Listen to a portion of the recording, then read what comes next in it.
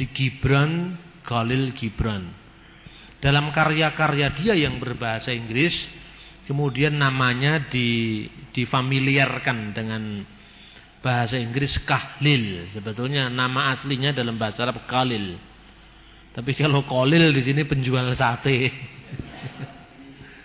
Makanya Kahlil itu nama-nama yang dia gunakan di eja di Eropa. Nah, kenapa kita mengupas tema ini? Yang pertama, sebagaimana sering saya sampaikan bahwa di Indonesia Arab itu sering diidentikan dengan Islam. Sehingga ketika ada seorang pujangga Arab, pujangga besar yang menulis banyak dalam bahasa Arab, maka otomatikly pura mereka menyangka bahwa penyair itu pasti Islam. Dan ini luar biasanya karena apa? Yang tidak tahu yang seperti ini bukan hanya orang awam. Buku saya tentang Khalil Gibran, Yesus yang disalib, yang diterbitkan oleh Nisita, Jakarta tahun 2003, itu pertama kali dibedah di Gramedia Mataraman. Dengan pembicara dari Muslim pada saat itu adalah Saudara Sumanto Al-Qurtubi yang sekarang lagi studi di Harvard University di Amerika. Nah, Sumanto dan teman-teman lain seperti Ulil, seperti juga Nufrianto yang dari kelompok Utan Kayu itu, dia mengatakan, wah sungguh saya baru tahu kali ini kalau Khalil Gibran itu seorang Kristen. Pikir saya dia seorang Islam. Lah apalagi orang-orang awam. Ini para intelektual mereka saja tidak tahu kalau Khalil Gibran itu seorang Kristen. Kemudian masih tentang image ya, tentang Khalil Gibran ini. Di Indonesia Khalil Gibran itu begitu digemari luar biasa, menjadi tokoh yang sangat difavoritkan. Beberapa tahun lalu bahkan mungkin sampai hari ini, kalau saudara-saudara ke Gramedia, itu Khalil Gibran itu punya kolom sendiri. Jadi ada standnya tersendiri yang ditulis buku-buku Khalil Gibran. Betapa sangat populernya penyair ini. Buku-buku Khalil Gibran itu diterjemahkan dalam bahasa Indonesia sudah kira-kira pada akhir tahun 60-an. Antara lain diterjemahkan dan diterbitkan oleh Pustaka Jaya Jakarta. Dan pujangga ini mengilhami banyak sekali seniman penyair Indonesia. Misalnya, kalau Anda perhatikan syair-syair atau lirik lagu Ebit GAD itu banyak sekali dipengaruhi oleh Khalil Gibran. Bahkan kadang-kadang ada yang salinan utuh, meskipun dia sudah ditambah-tambah dengan kata-katanya dia sendiri. Taufik Ismail adalah penyair kawaan yang sangat terkenal, itu banyak sekali dipengaruhi Khalil Gibran. Dhani Ahmad yang Dewa 19, itu juga banyak dipengaruhi Khalil Gibran.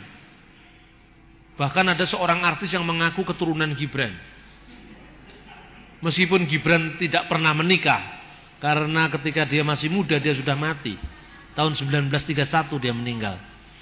Ada siapa namanya lupa, itu katanya masih saudaranya Khalil Gibran.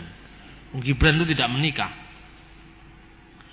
Lah, padahal Khalil Gibran itu adalah seorang penyair yang jelas-jelas berasal dari Lebanon.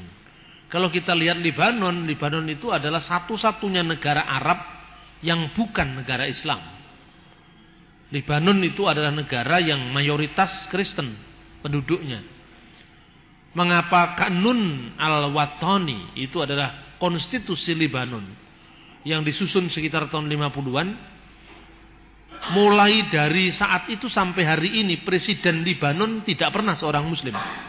Sampai hari ini presiden Lebanon seorang Kristen. Mulai dari zamannya Amin Gamayel, Charles Malik atau siapa itu, sampai sekarang ini Jenderal Sulaiman, itu adalah seorang Kristen. Dan mereka berasal dari gereja Maronit, Untuk supaya kita tahu, gereja Maronit itu gereja yang asli dari Lebanon. Yang pertama-tama sebetulnya terkait dengan nama seorang rahib, seorang petapa, seorang biarawan Kristen yang namanya Alkhitis Maron. Tahun 410 dia meninggal. Kemudian organisasi gereja ini sendiri yang sebetulnya dulu adalah merupakan bagian dari gereja ortodoks Syria yang kemudian terpisah dari gereja ortodoks, itu kira-kira tahun 707 itu ada seorang yang namanya Yohana Maron yang mengorganisasi gereja Maronit ini setelah dia terlepas dari gereja Syria ortodoks.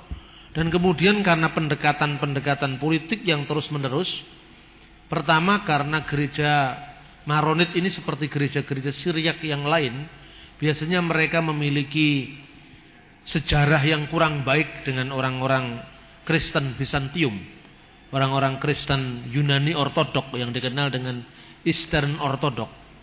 Sehingga ketika terjadi perebutan kekuasaan di Timur Tengah, dia harus memilih berlindung di bawah Islam, di bawah negara-negara Islam, atau dia berlindung di bawah gereja Katolik.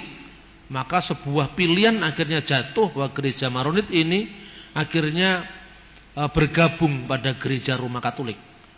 Kenapa dia bergabung dengan gereja Roma Katolik? Itu panjang sekali sejarahnya.